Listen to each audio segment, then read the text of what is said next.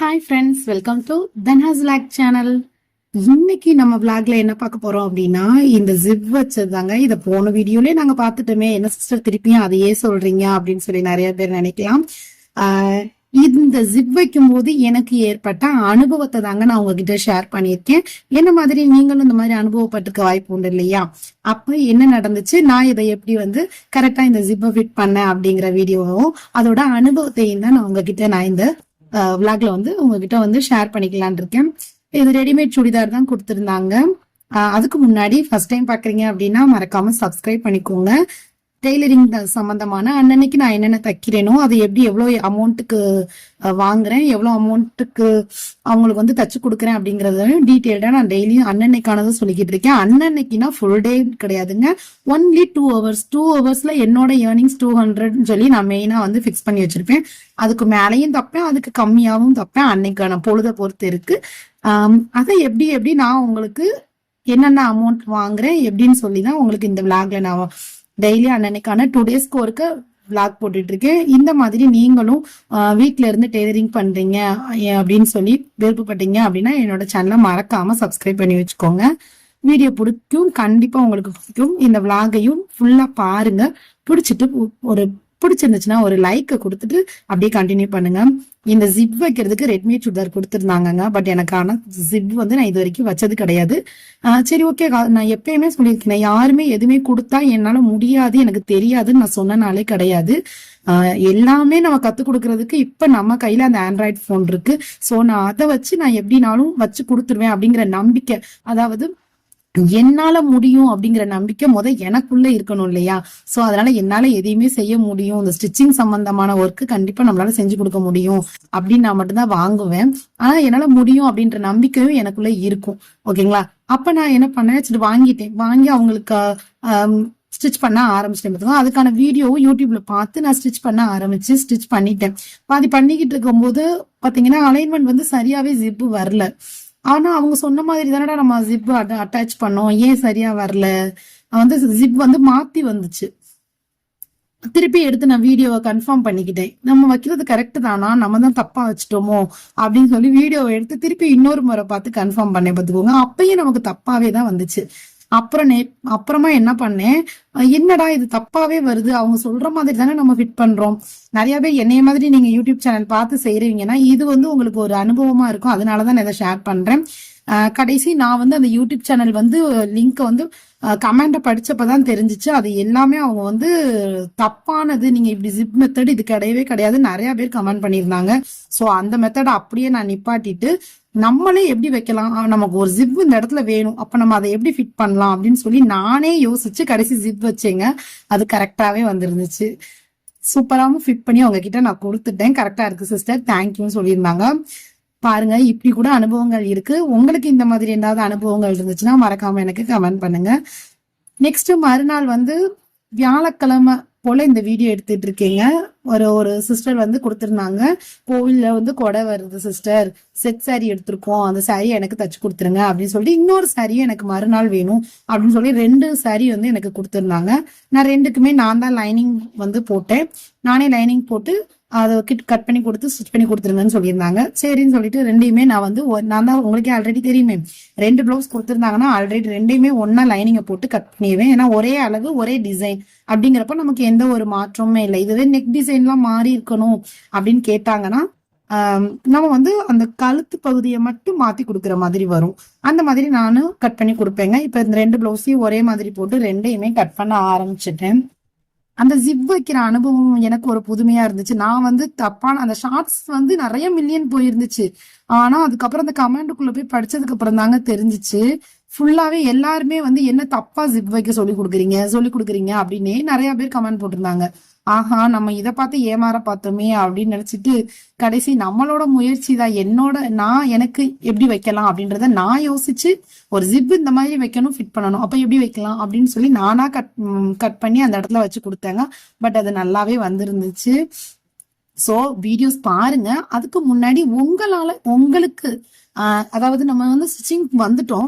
அப்ப இத வந்து இந்த இடத்துல ஃபிட் பண்ணணும். அப்ப இதை இந்த இடத்துல ஃபிட் பண்ணும்போது அது எப்படி வரணும் அப்படின்றத நம்மளே ஒரு மைண்ட் கால்குலேஷன். அதாவது எங்க அப்பா எல்லாம் சொல்லுவாங்க, வந்து ஒரு இதை வந்து கத்துக்கிறதுக்கு வந்து ரொம்ப மெனக்கிடக்கூடாது. நம்ம ஒரு விஷயத்த நம்ம கண்ணால பார்க்கணும், அதை கை செய்யணும். இந்த அளவுக்கு தான் நம்மளோட முயற்சியும் நம்மளோட வெற்றியும் அதுலதான் இருக்கு. ஒரு விஷயத்த வந்து நீங்க கத்துக்க போற அப்படின்னா அதை கண் பார்த்த மறு நிமிஷம் அதை கை செய்யணும் அப்படிம்பாங்க. அது உண்மைதான். கண் பார்த்த மறு நிமிஷம் அதை கை செய்யணும் அப்படின்றத நான் நிறையவே ஃபைண்ட் அவுட் பண்ணியிருக்கேன். அது உங்களுக்கும் அந்த மாதிரி நீங்களும் அனுபவப்பட்டதா சொல்லுங்க. அப்ப நான் வந்து மைண்ட்ல ஃபிக்ஸ் பண்ணிட்டேன், ஓகே ஜிப் இந்த இடத்துல ஃபிக்ஸ் பண்ணணும், எப்படி பண்ணலாம் அப்படின்னு சொல்லி அதை கரெக்டா நானும் மைண்ட் ஃபிக்ஸ் பண்ணி அதே மாதிரி தச்சு பார்த்தேன். பார்த்துக்கோங்க, கண் பார்க்கணும் கை செய்யணும் அப்படின்றப்ப அந்த வீடியோ தப்பாயிருச்சு. பட் ஆனா நான் யோசிச்ச மெத்தட் படி கரெக்டா கட் பண்ணி ஸ்டிச் பண்ணேன். ஜிப் வந்து சூப்பரா வந்துருந்துச்சு. ஸோ நீங்களும் அதே மாதிரி உங்களால அதை முடியாத பட்சத்துக்கு வீடியோஸ் பாருங்க. உங்களால அதை என்ன பண்ணலாம் ஏது பண்ணலான்றத முடியும்னா நீங்களும் அதே மாதிரி என்னை மாதிரி ட்ரை பண்ணுங்க. ஓகேங்களா? நெக்ஸ்ட் இந்த பிளவுஸை வந்து லைனிங் கட் பண்ணி அதை சாரியும் கட் பண்ண போயிட்டேன். இப்ப பாருங்க, இதை சாரியை மடிச்சு போட்டு காட்டுறேன். ஒரு சைடு பெரிய பார்டரா இருந்துச்சு, ஒரு சைடு சின்ன பார்டர் இருந்துச்சு. ஸோ நம்ம வந்து ரெண்டா மடிக்கும் போது எனக்கு வந்து கைப்பகுதிக்கு கிடைக்கல. ஸோ நான் என்ன பண்ணேன் அப்படின்னா நீளமா மடிச்சிட்டேன். நீளமா மடிச்சாலுமே கை வந்து ரொம்ப கம்மியா தான் கிடைச்சிச்சு. ஜாயினிங் போடுற மாதிரி தாங்க இருந்துச்சு. ஸோ நான் ஜாயினிங் போட்டு தான் இவங்களுக்கு வந்து கை வந்து ஃபிட் பண்ணேன். நேர் பீஸா போட்டு இன்னொரு சைடு வர்ற ரெண்டு சைடும் ஒரே பார்டர் வந்துருந்துச்சுன்னு வச்சுக்கோங்களேன். அப்ப வந்து நம்ம கரப்பகுதியும் வச்சு போடுற மாதிரியாக நம்மளோட பீஸை போட்டு நம்ம கட் பண்ணிடலாம். ரொம்ப ஈஸியா இருக்கும். பட் ஆனா ரெண்டு பக்கமும் வேற வேற பார்டர் கொடுத்துருந்தாங்கன்னு வச்சுக்கோங்களேன், கைக்கு தனியா இந்த சைடு எடுத்துட்டு அதுக்கப்புறம் பேக் சைடுக்கு அந்த சைடு எடுக்கிற மாதிரி தான் இருக்கும் நிறைய பேருக்கு. இது நேர் கட்டிங்ன்றதுனால இந்த துணி உங்களுக்கு கரெக்டாவே இருந்துச்சு. இதுவே கிராஸ் கட்டிங்னா கண்டிப்பா பத்தாது. இப்ப இதே மாதிரி நான் இன்னொரு பிளவுஸ் கட் பண்ணிருக்கேன் இல்லைங்க, அந்த பிளவுஸ்க்குரிய சாரியை காட்டுறேன் பாருங்க. இதை ரெண்டா மடிச்சு போடுறேன் பாருங்க. இந்த வந்து நான் நீளமா போடல, அகலமா போட்டிருக்கேன். உங்களுக்கு மடிப்பு பார்த்தாலே தெரிஞ்சிருக்கும். இதுல ரெண்டு பார்டருமே ஒரே மாதிரியே இருந்துச்சு.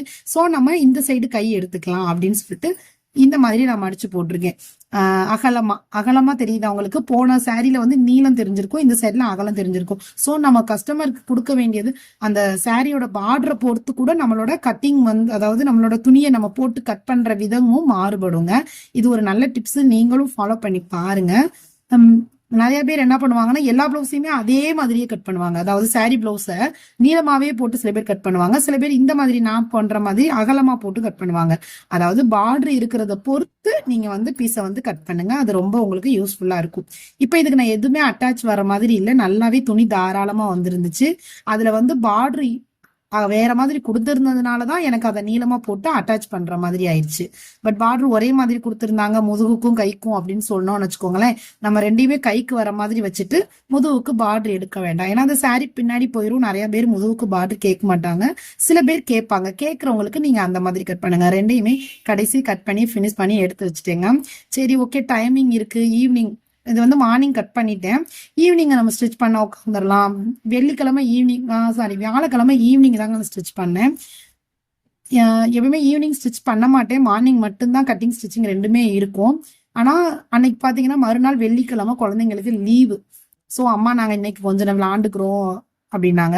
எனக்கு விளையாடக்கூடாது, பட் ஆனா வந்து என்ன பண்ணலாம்னா நானும் இன்னைக்கு தைக்கிற ஒர்க் இருக்கு. ஸோ நீங்க என்ன பண்ணுங்கன்னா ரிட்டர்ன் ஒர்க் பாருங்க அப்படின்னு சொல்லிட்டு அவங்கள எழுத சொல்லிட்டேன். அன்னைக்கான எழுதுற ஒர்க்கை அவங்கள ஃபினிஷ் பண்ண சொல்லிட்டேன். அவங்களும் எழுதுற ஒர்க்கை வந்து ஸ்டார்ட் பண்ணிட்டாங்க. ஸோ நான் அன்னைக்கு ஃபுல்லாக அவங்க எழுதுனாங்க. நான் இந்த பிளவுஸையும் ஒரு மணி நேரத்தில் அடிச்சு முடிச்சிட்டேங்க. அது வரைக்கும் அவங்க ரிட்டர்ன் ஒர்க் பண்ணாங்க. அதுக்கப்புறம் நான் இந்த ஒரு பிளவுஸ் தான் ஃபினிஷ் பண்ணேன். இன்னொரு பிளவுஸ் ஃபினிஷ் பண்ண நேரம்னா அதுக்குள்ளேயே ஒரு சம் டவுட் வந்துருச்சு. சரி, சம்ம சொல்லி கொடுத்துருங்கன்னு சொல்லிட்டு நம்ம ஒரு பிளவுஸ் மட்டும் ஃபினிஷ் பண்ணிட்டேன். அவங்களும் எழுதுற ஒர்க்கை முடிச்சிட்டாங்க. ஸோ நம்ம வந்து குழந்தைங்களோட படிப்பையும் நான் கண்டினியூ பண்ணிட்டேன். இந்த பிளவுஸை கரெக்டா ஃபினிஷ் பண்ணி நீட்டா அவங்களுக்கு வந்து கஸ்டமர்கிட்ட வந்து ரெடி பண்ணிட்டேன். பட் இன்னும் கொடுக்கல. ஏன்னா இன்னொரு பிளவுஸ் மறுநாள் வெள்ளிக்கிழமை தான் எனக்கு ஸ்டிச் பண்ற மாதிரி இருந்துச்சு. அப்படியே சைக்கிள் கேப்ல ஒரு பசி ஏற்பட்டுச்சா, ஒரு துண்டு ஆப்பிள கட் பண்ணி கிண்ணத்துல போட்டுட்டு அதை அப்பப்ப சைட்ல சாப்பிட்டுக்கிட்டே வந்து ஸ்டிச்சிங் ஒர்க்கையும் பார்த்தா. ஹெல்த் ரொம்ப முக்கியம் இல்லையா? என்னதான் நம்ம ஊத்து பார்த்தாலும் நமக்கு வர நோய் வந்துகிட்டு தாங்க இருக்கு.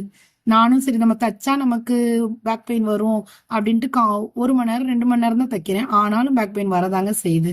பட் ஆனா நம்ம அதை பயந்துட்டு நம்ம விட்டோம்னு வச்சுக்கோங்களேன், நம்ம அப்படியே இருக்கிற மாதிரி ஆயிரும். ஸோ என்ன பண்றது, அந்த 2 மணி நேரம் உட்கார்றதுனாலலாம் நமக்கு வந்து அதிகமான பேக் பெயின் வரும் அப்படின்னு சொன்னாலும் அது தப்பு தான். நம்மளால முடியும்னு நம்மளே கொஞ்சம் ஃபிட் பண்ணிட்டு தைக்கணும் அப்படின்னு சொல்லி நானே என் மைண்ட்ல வந்து ஃபிட் பண்ணிட்டு தைக்க ஆரம்பிச்சிட்டேங்க. பிளவுஸுமே ஃபினிஷ் பண்ணி எடுத்துட்டேன். அவங்க வந்து சிம்பிளா கையில லேஸ் ஒர்க் இந்த மாதிரி தான் கேட்டிருந்தாங்க.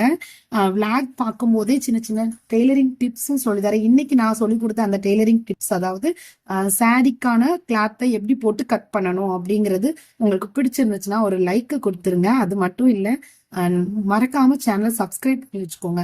இந்த லைக் கொடுக்கறது மூலமா அடுத்தடுத்து வீடியோஸ் வந்து ஷேர் ஆகும். எனக்கும் நிறைய பேர் நம்மளோட சேனல் பாக்குறாங்க அப்படிங்கிற ஒரு மோட்டிவேஷனும் கிடைக்கும். ஸோ உங்களோட மோட்டிவேஷனும் எனக்கு ரொம்ப யூஸ்ஃபுல்லா இருக்கும். ப்ளீஸ் ஒரு லைக் மட்டும் கொடுத்துட்டு சேனலை ஃபுல்லா வாட்ச் பண்ணுங்க, வீடியோ ஃபுல்லா வாட்ச் பண்ணுங்க. சாரி முந்தியும் அடிச்சு நீட்டா உங்களுக்கு ஃபினிஷ் பண்ணியாச்சு. கஸ்டமர் நம்ம என்ன கேட்குறாங்களோ அதுபடி நம்ம ஸ்டிச் பண்ணி கொடுத்தாலே நமக்கான கஸ்டமர் வந்துகிட்டே தாங்க இருப்பாங்க. ஸோ நீங்களும் கஸ்டமரோட சாட்டிஸ்ஃபேக்ஷனுக்கு தகுந்த மாதிரி நீங்க ஸ்டிச் பண்ணி கொடுக்க ஆரம்பிங்க. கண்டிப்பா உங்களுக்கு அடுத்தடுத்து கஸ்டமர் வர ஆரம்பிச்சிருவாங்க. நீங்க இப்பதான் தொழில் ஸ்டார்ட் பண்றீங்க அப்படின்னா கண்டிப்பா அவசர ஆர்டர் வரும் பாருங்க, அந்த மாதிரி உள்ளவங்ககிட்ட வாங்கி ஸ்டிச் பண்ணுங்க.